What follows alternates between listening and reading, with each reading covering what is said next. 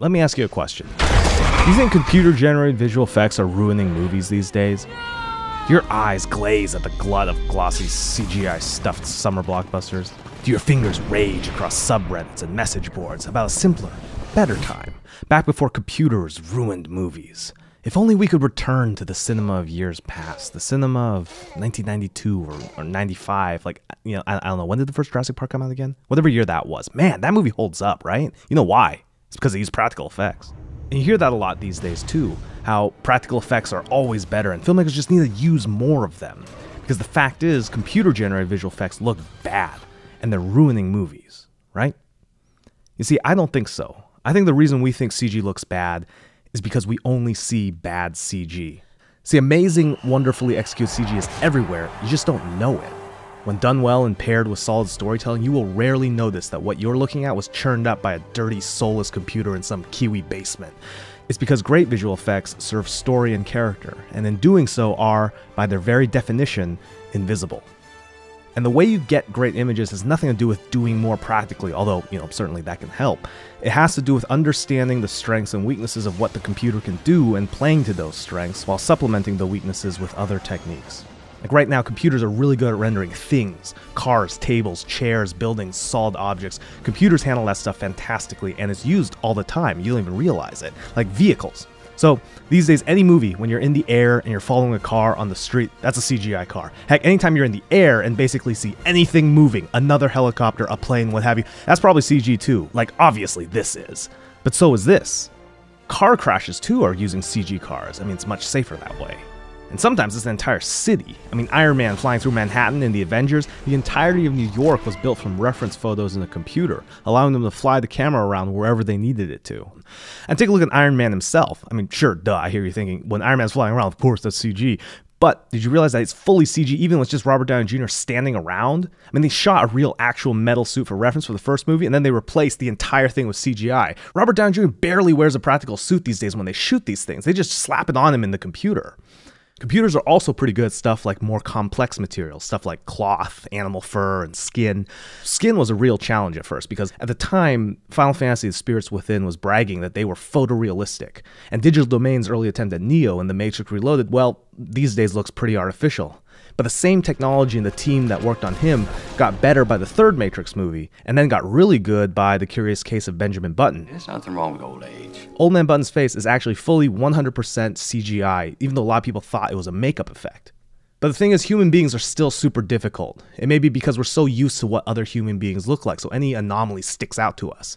Far away human beings, though, that's no problem. They don't hire nearly as many extras as they used to because large crowds can be built and animated inside the computer. Now, animals, we're pretty good at. I mean, I think so. Look, I'm not a shark, so if you asked like a magical talking shark what he thought about this shark, he might think it looks weird. But I don't know, I feel like you'd have better things to talk to him about. When it comes to simulating our world, water computers have down. They were doing CG waves back in 1997 for Titanic. Explosions, fire, and smoke, generally okay depending on who's doing it and also the context. Sometimes it can look a little weird, like people breathing in cold environments, and other times you never even realize that they didn't actually blow something up. And you'll notice that in this example, Fincher and his VFX supervisor Eric Barba made sure to have some real fire in the scene, which is helpful for the VFX artist when it comes time to combine CG elements with real ones. And in the hands of Neil Blomkamp and Image Engine, for example, simulated reality can look really fantastic. Physics, though, continues to be the tough part of this because while the materials might pass the test of looking photorealistic, oftentimes the animation betrays the fact that it's CG. A common feeling of CG objects is that they seem too light, or they don't seem to have enough weight. To try and combat this, most of the time the animators will work off of some kind of real-world reference, be it reference footage or actual reference data captured from an actor. Put it all together and you can get some amazing work. I mean, top of my list is Alfonso Cuarón and Framesource Gravity. Take a look at this shot, for example. I'm going to freeze frame it. How much of this do you think is practical, and how much of this do you think is CG? Surprising, right? Not only are most of the environments in this movie not real, a lot of times most of Sandra Bullock isn't even real. I mean, this is the rig they put her in. There are times when you see her body is fully CG minus her head and face. In fact, gigantic chunks of this movie are nearly 100% CGI. And when it comes to blending practical and digital, George Miller basically drops the mic on Mad Max Fury Road.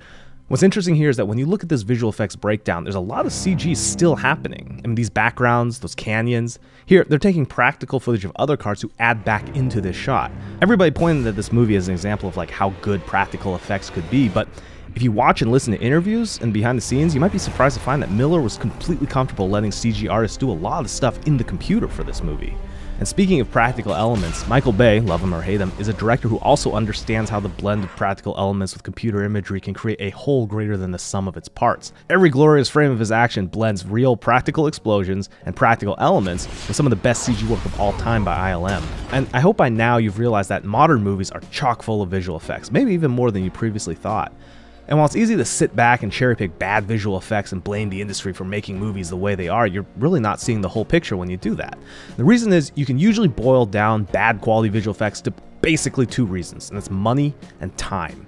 And the whole visual effects industry is in a tough spot. You have a very competitive landscape, there's razor thin margins, studios looking for vendors who can promise the most, the fastest at the lowest price. I mean, think about this.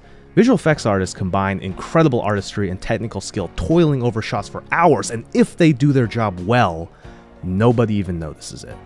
But they still do it. And if that's not the definition of love for your craft, I don't know what is. Finally, let me leave you with this. You ever wonder why you almost never see a great movie with awful visual effects? I mean, even classics with practical effects that might look dated to our modern sensibilities. We don't really seem to mind those, and audiences certainly didn't at the time. Maybe it's because we don't have much to complain about when it comes to great movies. The craft and storytelling so enchants us that we're not, in the back of our heads, looking for an easy scapegoat. And when we think about a great movie, I mean, what do we think about? We think about story, we think about character, and when the visual effects aren't perfect, we forgive it.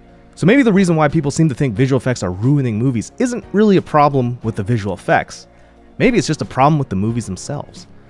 Because visual effects have, since the beginning of cinema, always been a part of this art form. And CG, just like every innovation in cinema, is simply a tool on the filmmaker's tool belt to tell a story. But when the end result is bad, maybe it's really not the tool's fault. Maybe it's on the filmmaker to use the tool wisely. Anyway, I hope you enjoyed this ramble about visual effects. This is part of an ongoing series of visual essays we're doing as part of the Rocket Jump Film School. If the craft of filmmaking interests you at all, I recommend you subscribe to this channel and check out some of the other videos that we have. Thank you very much for listening, and we'll see you next time.